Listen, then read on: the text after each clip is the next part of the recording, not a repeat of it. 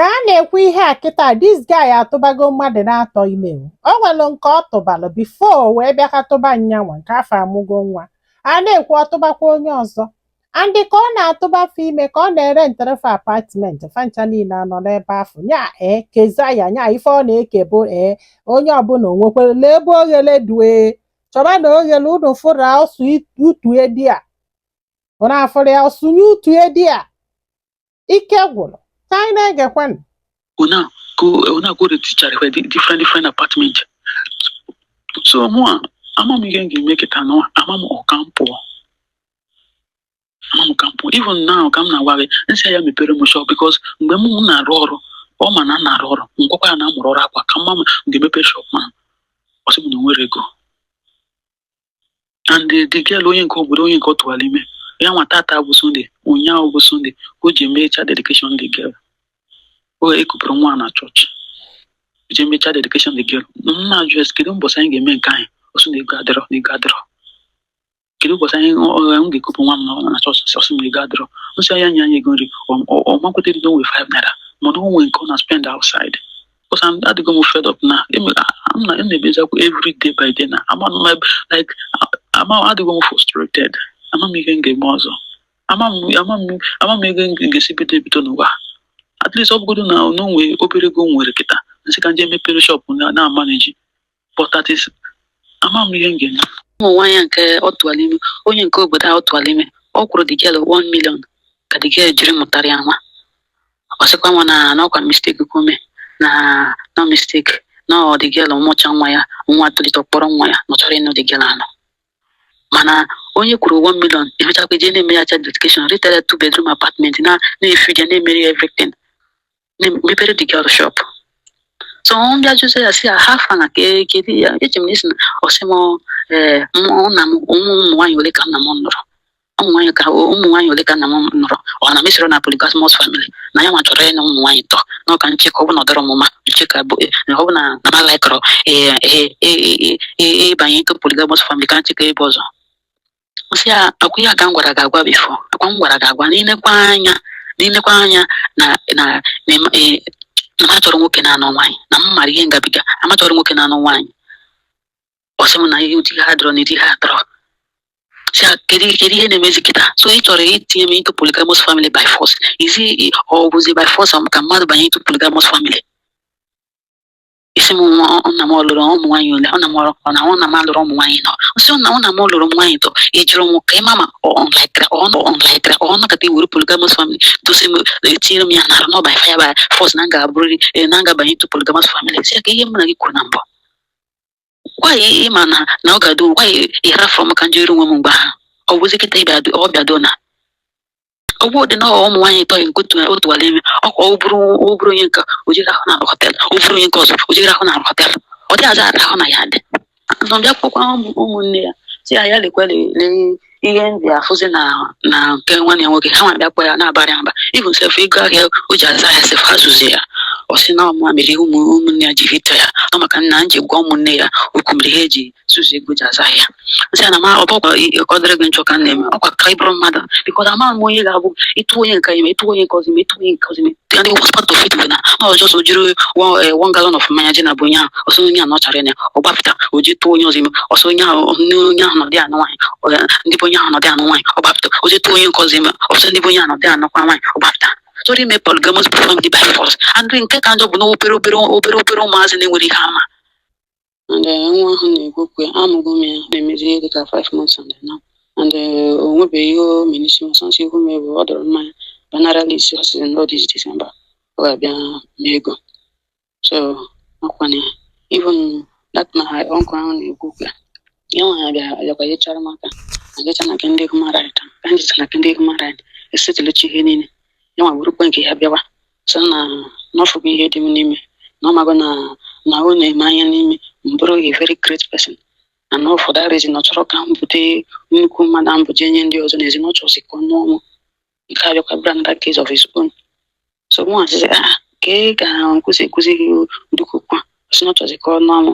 ka ije ha njere kọrọ eburubesi mụ asị ya na nwa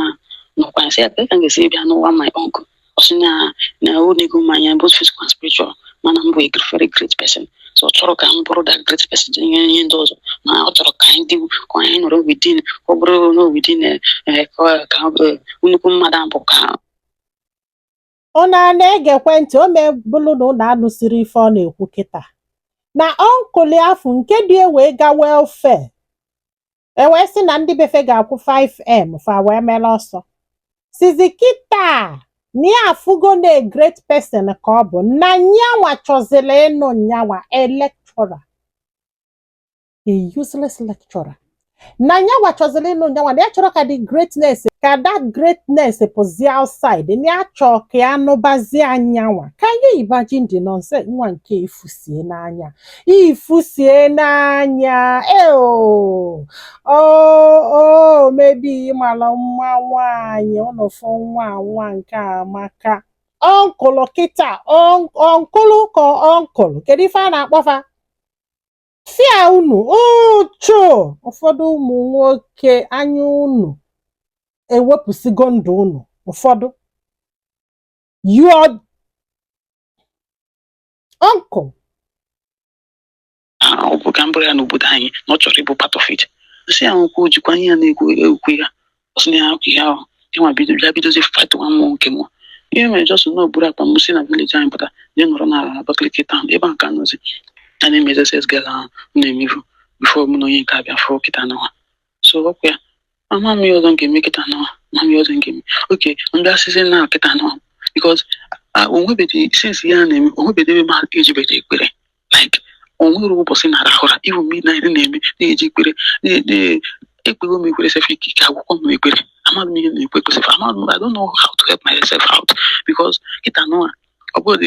onye nke mụ na ya nọ kịta n'ụwa nna ya ka go mepere m shop ọ sị na ego shop adọrọkwa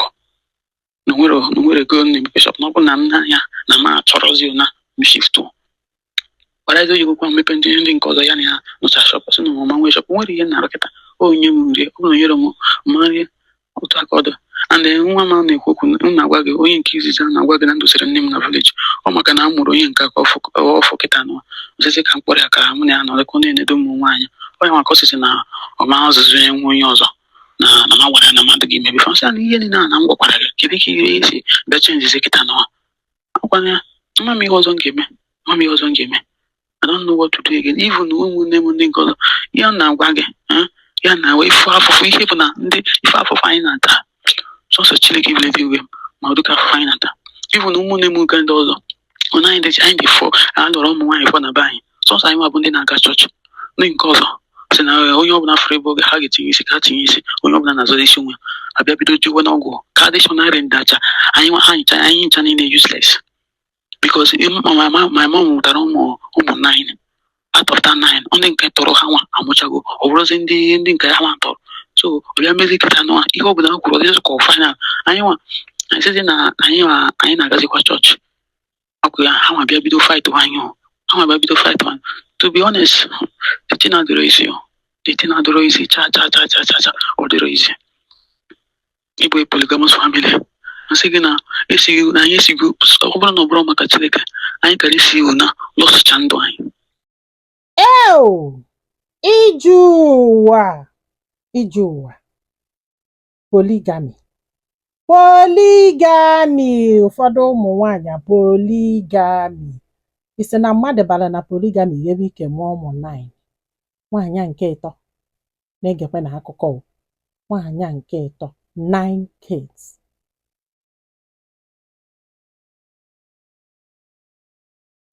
onye ọ dị kịta nsị akụpụ kịta onye nke anọ na-abịa nọmba 1 ọ ga na-azọsịrị nwa ya n'ọya nwa ya and ha nwa bụ ndị be ha ji ego nwere like mgbe ịbụ na nwa because nwa nwere bụ onye nwa nwaanyị ka ọ bụ ha bara ya nne ya so nsị nje nwa apụ kịta ha dị right ije any extent to make sure na nwa ịda na ha mee ka nwa so that nga na-echite azụ like I don't know who to help me again enwere ozi m onye enyemaka kịta n'ụwa because ụmụnne m ha nwa obodo na ihe niile ha na-eme na-aga aga ya makwa ada anyị nwaanyị because ihe anyị na-eze kịta n'ụwa bụ 7 ada anyị nwaanyị ya nwa ọ mụtara ụmụ 9 agwa ị na-etenda eji onye na-emefukwa ka emere ya nwa like ọnọkọta kịta n'ụwa nwoke abịa na be like my dad asị no onye aka onye aga n'ihe ọma chekụ dị famili echekụ ka esi mee ya eduru ada anyị nwanyị nye nwoke bụ ya nwa ọ bụ na ọ bụrụ maka Chineke ọkarị nọrọ ebe ahụ nwa kịta nwa afụfụ na-ata ezigbo ebe a pụ onye ke na-eso ada anyị nwaanyị the same thing ya nwa mekwara nwoke na-anụ nwaanyị ka eduru ya je nye onye nke a chọkwa ka ememe nwa